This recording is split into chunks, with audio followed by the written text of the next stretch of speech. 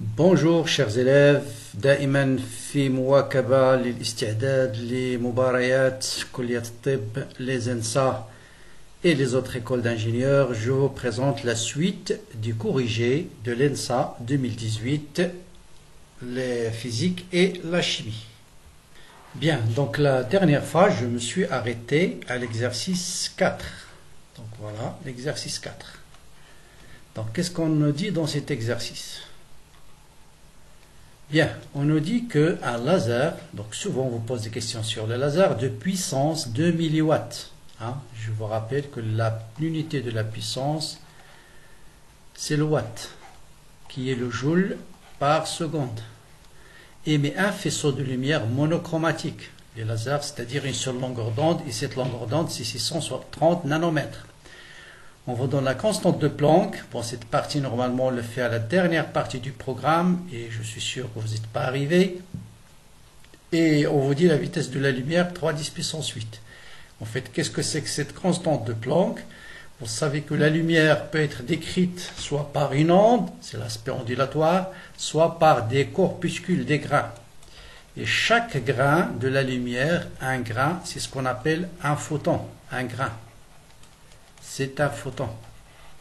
Et chaque photon possède une énergie qui est l'énergie d'un photon. C'est cette constante de Planck fois nu. C'est-à-dire l'énergie, elle est quantifiée, il ne peut être que h nu, 2h nu, 3h nu. Donc nu, c'est la fréquence. Nu, c'est la fréquence qui est tout simplement C sur lambda. On vous dit le nombre de photons transportés par ce faisceau en une seconde est plus proche d'eux. Cette question est souvent posée, elle est déjà posée aussi en dentaire, je crois la même année. Donc pour déterminer le nombre de photons en une seconde, là c'est question juste d'analyse. C'est quoi la puissance?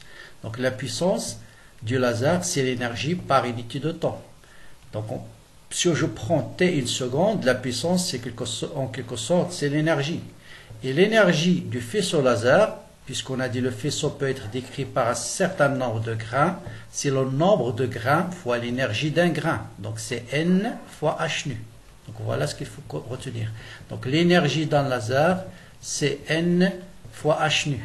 N, c'est le nombre de photons qui traversent, nombre de photons transportés par ce faisceau. Donc je peux déterminer ce nombre par simple application numérique maintenant. Donc le nombre de photons, c'est la puissance divisée par l'énergie d'un photon. Donc la puissance, c'est 2 × 10⁻³ milliwatts, divisé par la constante de Planck, c'est 642 10⁻34. Et la fréquence, c'est C sur lambda. Donc 1 sur la fréquence, c'est lambda sur C. Donc je multiplie la fréquence, mu, c'est C sur lambda, et 1 sur mu, c'est lambda sur C. Voilà. Donc je remplace 1 sur mu, bien sûr, par lambda sur C. Voilà lambda, c'est 130 10⁻⁹, et voilà C.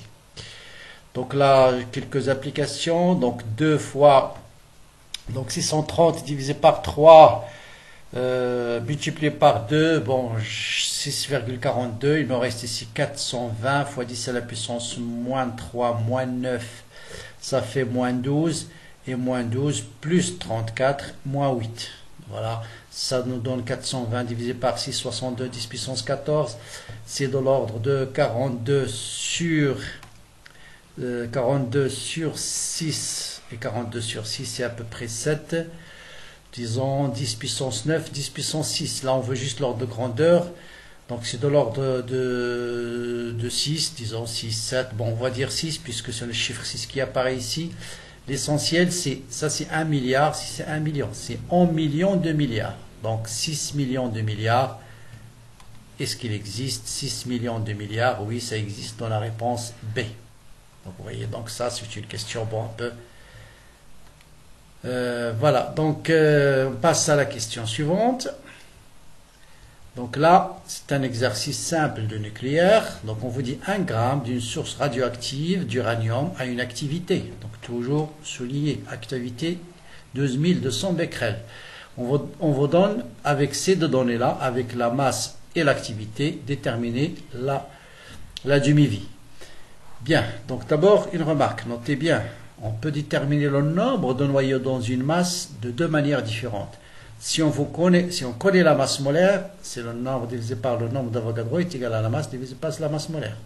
Mais si on vous donne la masse du noyau, donc ça c'est la masse du noyau, si on vous donne la masse du noyau, dans ce cas c'est la masse de l'échantillon divisé par la masse du noyau. Donc soit, faites attention l'une ou l'autre des formules. Bien, là je connais l'activité, donc pour déterminer T1,5, il suffit de déterminer N, parce que A c'est lambda N. Donc là, je connais la masse molaire, même si ce n'est pas donné, hein, il faut prendre la masse molaire toujours, si ce n'est pas donné, on va le prendre comme A en grammes par mol. Donc là, la masse molaire de l'uranium, c'est 238. Donc lambda va être nombre d'Avogadro fois la masse divisée par la masse molaire. Voilà, et je remplace lambda par log de 2 sur T1,5. Donc l'activité T1,5, ce sera log de 2 fois la masse fois le nombre d'Avogadro divisé par A fois la masse molaire. Voilà, après, ça reste juste un problème de calcul. Bon, là, j'ai essayé de simplifier le maximum. Je ne sais pas donner ça si le calculatrice est autorisée ou pas, mais on peut y arriver sans calculatrice, mais après un certain nombre de petits... Bien sûr, là, on a utilisé au fait... Là, c'est... On veut T en année, donc là, c'est en secondes. En seconde, il faut remplacer une seconde par 1 divisé par 31,536 10 puissance 6. Pour le reste du calcul, et on retrouve à peu près 10 puissance 9 années, donc c'est de l'ordre du milliard. Donc là, parmi les propositions, il y a soit 1 million, soit 10 millions, soit 1 milliard, soit 100 milliards. Bien sûr, là, la réponse la plus proche, c'est 1 milliard d'années. Bien.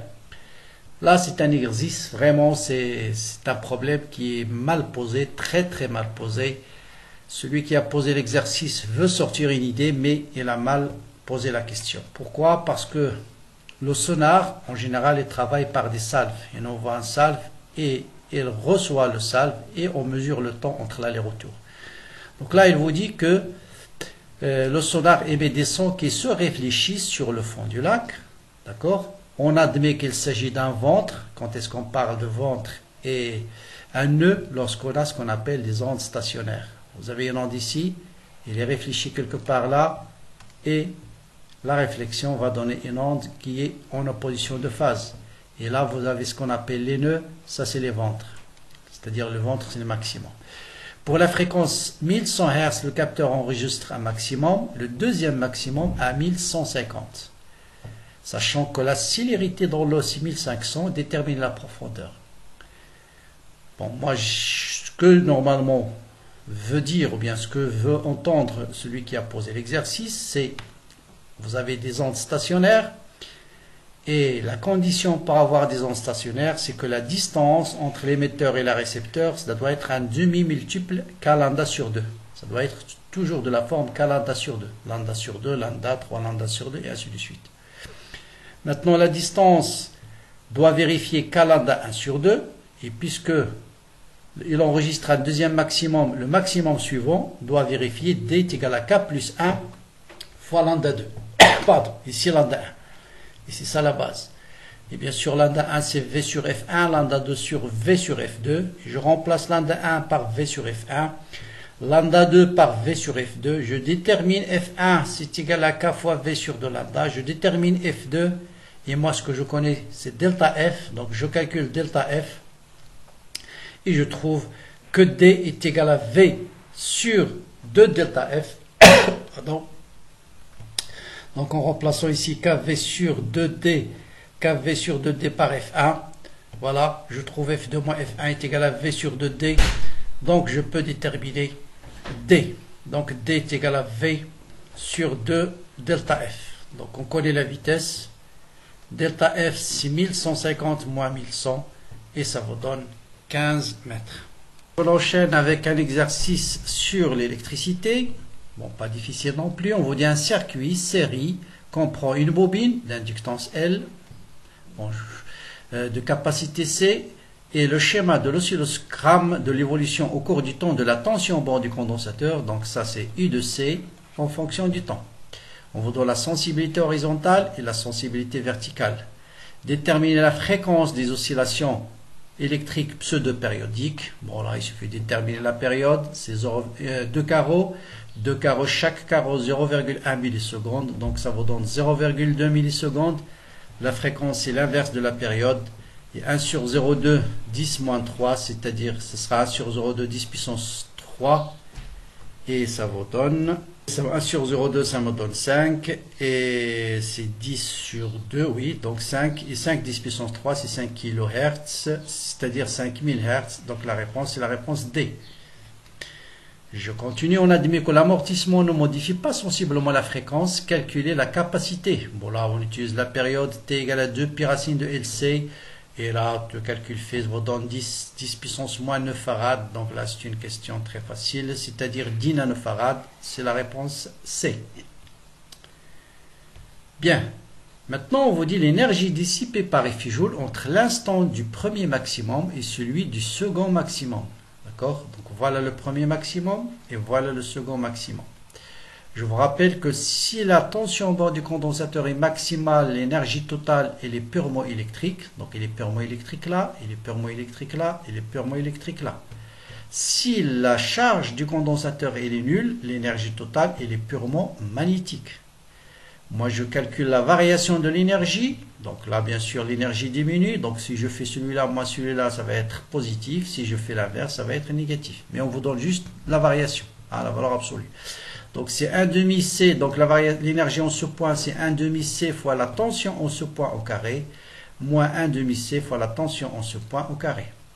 Bon, la tension en ce point c'est 1, 2, 3, 4 carreaux, chaque carreau correspond à 2 volts, 4 fois 2, 8, 8 au carré, 64. Et là ça me donne 1,5 fois 2 c'est 3 au carré, c'est 3 au carré c'est 9. Et 64 moins 9 c'est 55.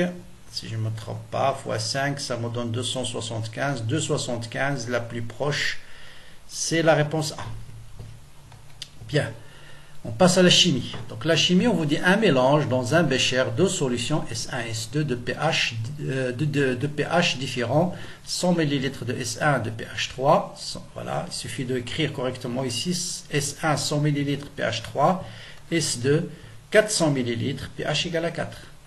Donc, je peux déterminer tout de suite la concentration de H3 dans la solution S1, c'est 10 à la puissance moins le pH, et la concentration de H3 dans la solution S2, c'est 10 à la puissance moins 4, 10 à la puissance moins pH. Donc ça, vous avez une solution S1 et vous avez une solution S2. Je connais la concentration de H3 ici, je connais la concentration de H3 ici. Donc, je connais le nombre de moles de H3 ici, et je connais le nombre de moles de H3 ici. Maintenant, qu'est-ce qu'on fait? On mélange les deux. Donc, si je mélange les deux, quelle sera la concentration d'H3O+? C'est tout simplement le nombre de moles, la somme des nombres de moles divisé par le volume total. Tout simple. Donc, c'est C1. Donc, ça, c'est, voilà, je l'appelle C1. Donc, C1 fois V1 plus C2 fois V2 divisé par le volume total. Là, vous remarquez que le volume de 400, c'est 4 fois 100. Comme ça vous simplifie. Donc vous faites là donc c'est voilà, c'est V1 fois 10 à la puissance moins 3 plus V2 fois 10 à la puissance moins 4 sur V1 plus V2. Donc je factorise par 10 moins 3. Donc V1 plus 0,1 V2 sur V1 plus V2. Et V1 plus V2 c'est 5 V1. Je simplifie par V1. Ça me donne 10 moins 3, 1,4 sur 5. C'est à peu près 14, 3, c'est à peu près, qu'est-ce que j'ai fait ici? Donc je disais 1,4 divisé par 5, ça me fait 0,28 10 moins 3, donc 2,8 10 moins 4, et 2,8 10 moins 4, c'est bien la réponse B. Et on continue toujours dans la chimie. Et là, vous avez une réaction sur l'électrolyse. Donc, l'électrolyse souvent posée dans les ENSA.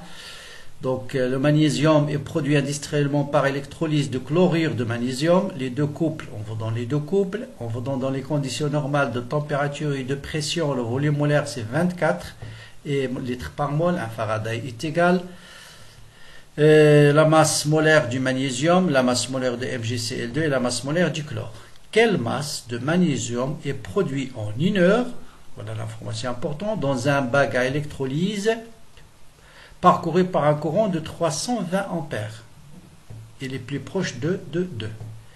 Bon, qu'est-ce que je peux déduire si je connais le courant et le temps? Donc si je connais le temps et le courant, je détermine la quantité de charge. Et si je connais la quantité de charge, je détermine le nombre de moles d'électrons.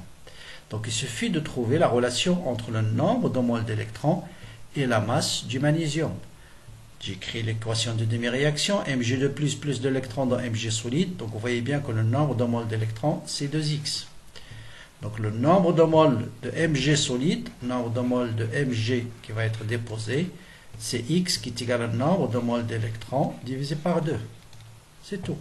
Donc nombre de moles d'électrons divisé par 2. Or le nombre de moles d'électrons, c'est le courant fois le temps divisé par le farad. Le courant 320, le temps c'est 1 heure, il faut le transformer en secondes, 3600, divisé par 2, multiplié par 96 500. Et le nombre de moles, c'est la masse divisé par la masse molaire. Donc, ce qu'on nous dit, c'est la masse. Donc la masse, bien sûr, il suffit de multiplier tout ça par la masse molaire.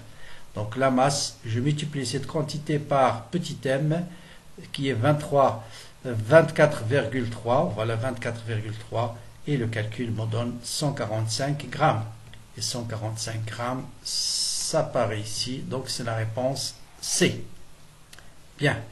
On continue toujours. On traite maintenant 20 kg de chlorure de magnésium. Quel est le volume de chlore produit? Bon, là aussi, question simple. On vous dit l'équation de la réaction est la suivante. Là, ce qu'il faut comprendre, c'est une mole de MgCl2 va vous donner information d'une mole de Cl2. Je connais la masse de MgCl2, donc je peux déterminer le nombre de moles initial. C'est la masse divisée par la masse molaire. Et comme on a dit, là, vous avez une réaction totale. Une mole de ça vous donne la formation d'une mole de Cl2. Donc, le nombre de moles de Cl2, c'est 20 10 puissance 3 divisé par 85,3, qui est en même temps le volume divisé par le volume molaire. Donc, le volume est égal à ça. Bon, après, 48 divisé par 95, c'est à peu près 1 demi. C'est 0,5 10 puissance 4, ça veut dire 5 10 puissance 3 litres. Et 1 litre et 10 puissance 3 litres, c'est 1 mètre cube. Donc, c'est à peu près 5 mètres cubes. Voilà, on a une réponse ici de 5 mètres cubes. Donc, la réponse C. Je passe au dernier exemple. Afin d'effectuer l'électrodéposition du cuivre sur une bague, donc on veut déposer du cuivre sur cette bague-là. On vous dit les plonger dans une solution coton Ci2+, l'iode, l'anode et l'autre électrode en cuivre. La bague et l'électrode de cuivre sont reliés par un générateur qui impose le sens du courant, qui débite un courant constant de 400 mA. Je crois qu'il y a une erreur ici. Bon, je pense que c'est 400 mA pour trouver ces valeurs-là. Sachant que l'électrolyse fonctionne pendant 1 heure, quelle est la quantité de matière d'électrons? Bon, la quantité de matière d'électrons, par définition, c'est la quantité de charge, c'est le courant fois le temps, qui est égal au nombre de moles d'électrons fois le farad. Donc le nombre de moles d'électrons, c'est I, qui est 400. Non, c'est 400 ampères, parce que j'ai laissé 400 ici. 400 fois 3600 divisé par 96 500. Et donc j'ai trouvé 1,25, 10 moins, quoi soit, 10 moins 3 ici, 10 moins 1,5, 10 moins 3, réponse B, 10 moins 2, 1,5, 10 moins 2, donc c'est bien la réponse B. Bon, 10 puissance 2, 10 moins 3, c'est 10 moins 1, et 4 fois 36, c'est à peu près, disons, 100 divisé par 1000, c'est 1 dixième, donc c'est 1,5. 1,5, voilà, 10 moins 1 ici. Donc voilà, ce calcul-là, 4 fois 36 divisé par 965, c'est de l'ordre de 0,15 fois 10 moins 1, et ça vous donne 1,5, 10 moins 2. Donc c'est la réponse B.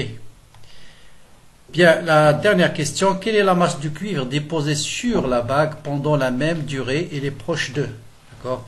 Donc là, la même chose, donc il suffit de trouver toujours la fameuse relation nombre de moles d'électrons et l'avancement X. Ici, le nombre de moles d'électrons, c'est 2x. La variation de la masse de l'électrode de cuivre, c'est égal à x. Donc, c'est x sur la masse molaire. Donc, la variation du mole de cuivre, c'est égal à x. Et x est égal au nombre de moles d'électrons divisé par 2. Et la variation du nombre de moles, c'est x sur la masse molaire. C'est la masse divisée par la masse molaire. Donc, la delta n ici, delta n, donc delta n, la variation du nombre de moles, c'est x, voilà. Donc x est égal au nombre de moles d'électrons sur 2, qui est égal à la masse divisé par la masse molaire. Donc la masse, ça vous donne la masse molaire divisé par 2 fois le nombre de moles d'électrons qu'on a déjà calculé dans la question précédente. Ici c'est 3,5, ça vous donne 3 fois 64 divisé par 4, c'est à peu près 0,47 grammes, 470 mg.